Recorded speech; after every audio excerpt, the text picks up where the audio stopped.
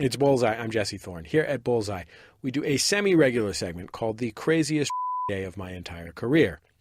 And if you look at the career of someone like Louis Theroux, it is, honestly, hard to pick one day. Louis, of course, is a documentary host. He's British. A lot of his work's aired in the UK. But he focuses a lot of his filmmaking here in the US. He's traveled the United States in search of our weirdest subcultures. He's interviewed cult leaders, TV pitchmen, brought a film crew to a swinger party. In all of it, Theroux is wide-eyed, inquisitive, and down to do pretty much anything. He just released his first ever feature film. It's called My Scientology Movie. In it, Louis takes a look at one of the most secretive religious organizations in the world. He talks with former members. He travels to their headquarters in the California desert. He reenacts some of the most infamous moments in the church's history.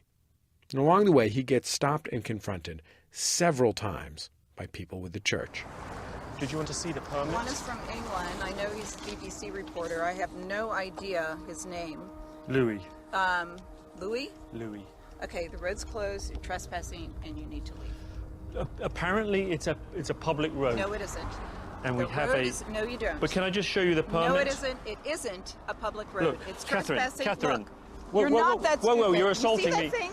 It says road closed. When we asked Louis about the craziest day of his career, though, he took us back to the late 90s when he was working on his show, Weird Weekends. Ran the BBC in the UK and on Bravo here in the States. A heads up for listeners, what you're about to hear is a little bit graphic. It's got some content that might not sit well if you got a weak stomach. Anyway, can't say we didn't warn you.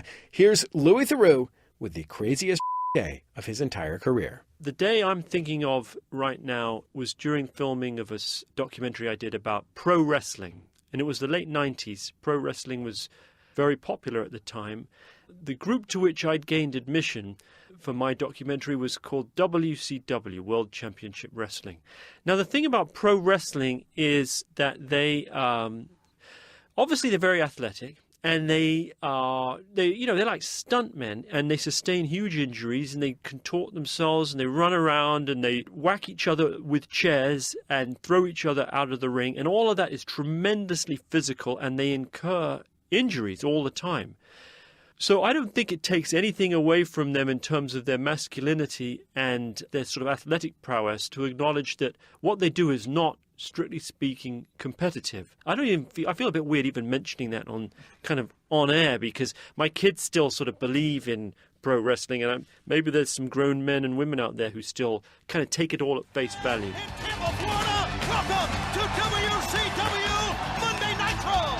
We're on the air for 3. I arrived at the place in Florida where the WCW wrestlers were doing their thing, and afterwards I went up to one of the trainers who was called Sarge, this sort of bullet-headed guy with a neck that was thicker than his head, and he was tearing down the ring, and I said to him, "Wow, that was amazing! You know, it was really sort of impressive, the physical prowess." You know, I was sort of ladling on the compliments.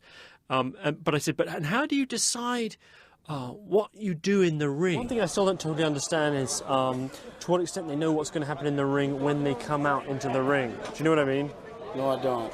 Well, in other words, I understand like there's an enormous amount of athletic and acrobatic ability and tremendous strength and that type of thing. But as far as what goes on in the ring itself, Yeah. how does that work? I don't have any idea. Listen, guys, I am real busy. Oh, okay. I knew it was the forbidden question, and there's a famous piece of footage in which Richard Belzer is interviewing Hulk Hogan, and Hulk Hogan puts him in what's called a sleeping hold and more or less knocks him unconscious as a result of what he viewed as Belzer asking the wrong questions. And there's another bit in which John Stossel, the reporter, is whacked on the ear. I think this is fake. You think it's fake? What's that? Is that fake?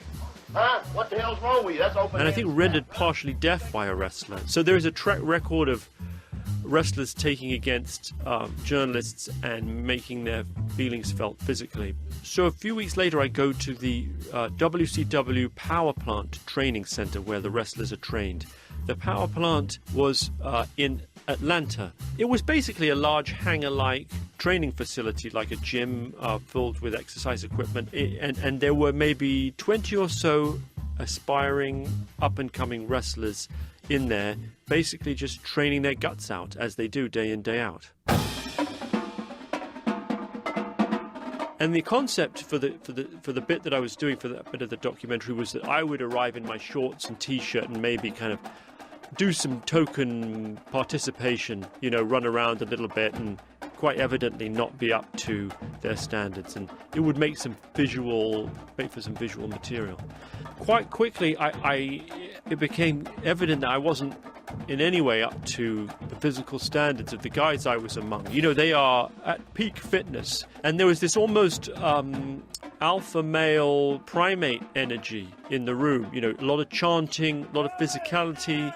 8, down, 9, down, 10. You're only about 400 squats behind. Get up. I kind of ran out of puff quite early on. I was like, I think I've done enough. I think we've got our shots, as we say in TV. And then it became clear that Sarge had no intention of letting me stop. He started saying, like, get down on the floor and crawl like a cockroach. Say, sir, I'm a dying cockroach, sir. Sir, I'm a dying cockroach. And I thought, this is kind of weird, but I started doing it. I wanted to sort of win him over and show, goodwill. And I suppose part of how I do my documentaries as well is by committing myself. Like, I don't want to pop into the trailer. I mean, I don't have a trailer, but my figurative trailer at the first sign of emotional or physical discomfort. I ran off into there was a little backstage, a dressing room area locker room where the wrestlers got changed, and he kind of pulled me out by the T-shirt. No way. Get your ass in the ring. Seriously. We're going to do something easy. We're going to get your ass back. And then I tried to take a sip of water with a little paper cup, and then he slapped the cup out of my hand. See how ridiculous some questions you asked me down there are? Yes, I do, yes. Did you see I am the Sarge, huh? Yes. Do you have any questions about our business now that you want to know? Looking at these guys. And I remember thinking, wow, it's good that they're filming this, because I would hate to be going through all this crap and not to be getting it on camera. We went outside and the exercising continued, and I remember at that point, I don't even know if it was tactical. I just became conscious that it was going to happen. I was in a serious risk of, if I carried on, vomiting, right? Come on, guys. Push yourself. Push yourself.